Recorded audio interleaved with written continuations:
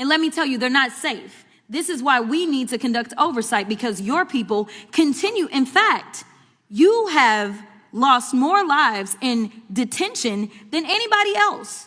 That is your record right now. So I don't expect that y'all are going to be the ones that are going to be best to keep them safe. This is why we are supposed to conduct oversight and not wait for you to give permission. In fact, after I left the Dilley facility... Hey folks, today's got some real heat from the House Judiciary Committee hearing. Rep. Jasmine Crockett, DTX, straight up grilling DHS Secretary Kristi Noem on immigration detention issues, including access for oversight and some tragic losses of life. If you're tired of the usual spin, stick around as I break it down fairly. But first, let's dive into the clip that's got everyone buzzing. This exchange is intense. States sue DHS again over cuts to anti-terrorism grants for blue states.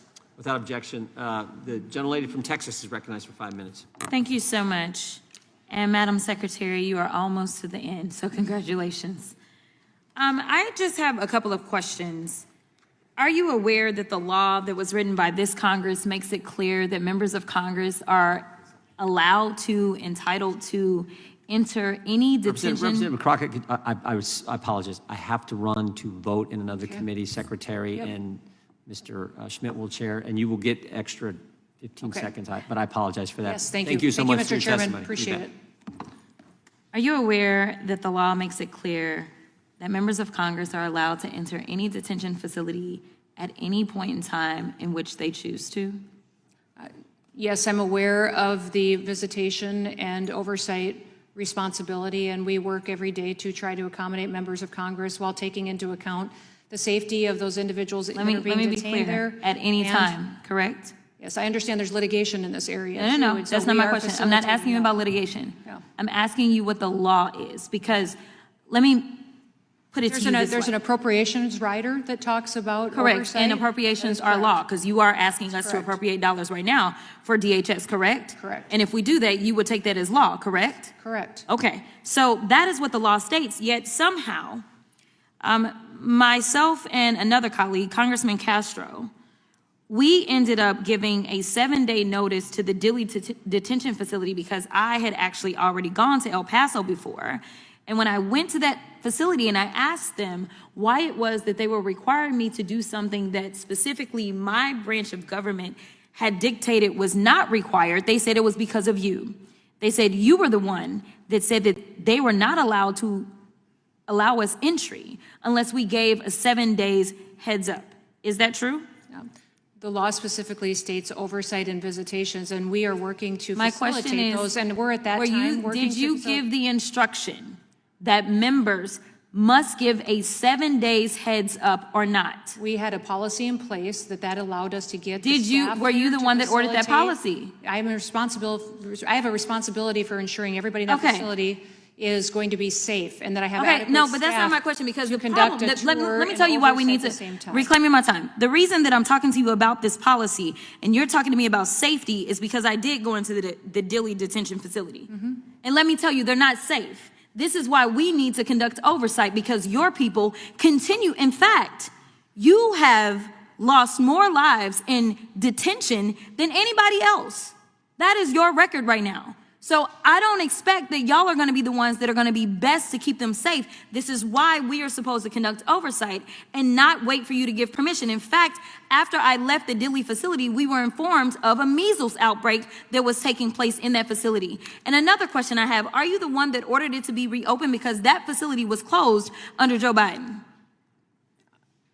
Those facilities were opened with the new administration. I'd have to look and see. Okay, you're part of the new administration. Were you the one that ordered it to be open is my question. I would have to see when it was opened, because I wasn't sworn in until 5 days after. Okay, well, it was reopened in March. I would have to look at when it was reopened in March of last year. Well, then I'm sure that contract would have been renewed while I was secretary. Speaking of contracts, as I have actually, you know what? Let me continue on this line of y'all breaking the law. Are you familiar with a child by the name of Liam Ramos? I am. All right, so Liam was at this Dilley facility, and it just so happened that we had put in our 7 days notice, and y'all had grabbed him 6 days prior to our visit. So we were able to go and visit Liam. Are you aware of the court order that came down that released Liam from custody? I am. And are you aware that the judge said The case has its genesis in an ill-conceived and incompetently implemented government pursuit of daily deportation quotas, apparently even if it requires traumatizing children. This court and others regularly send undocumented people to prison and orders them deported, but do so by proper legal procedures. Are you aware of that? Yes, and I would disagree with the judge on several I'm points sure you would, in but can there. you tell me whether or not That you have a father- law degree? Father chose to Can you tell me whether or not you have a law degree? If I have what? A law degree. No, I do not have a law Okay, degree. and you do understand, because I can go through a bunch of court cases and orders that I disagree with from the Supreme Court, that ultimately, that is the order of the court. That is what you follow, and if you have an issue, you appeal it up, correct? That is correct. Okay. The court went on to say, apparent also is the government's ignorance of an American historical document called the Declaration of Independence. 33-year-old Thomas Jefferson enumerated grievances against a would-be authoritarian king over his nascent nation.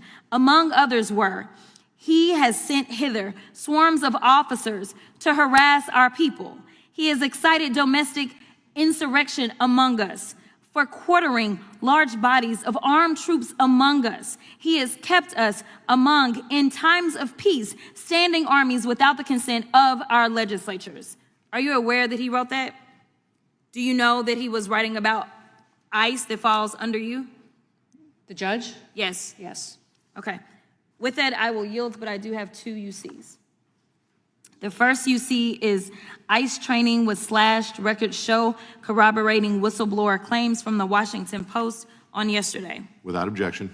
The second one is FEMA's response to Texas flood slowed by Noem's cost controls. This is out of CNN from July 10th of 2025. Without objection. Thank you so much.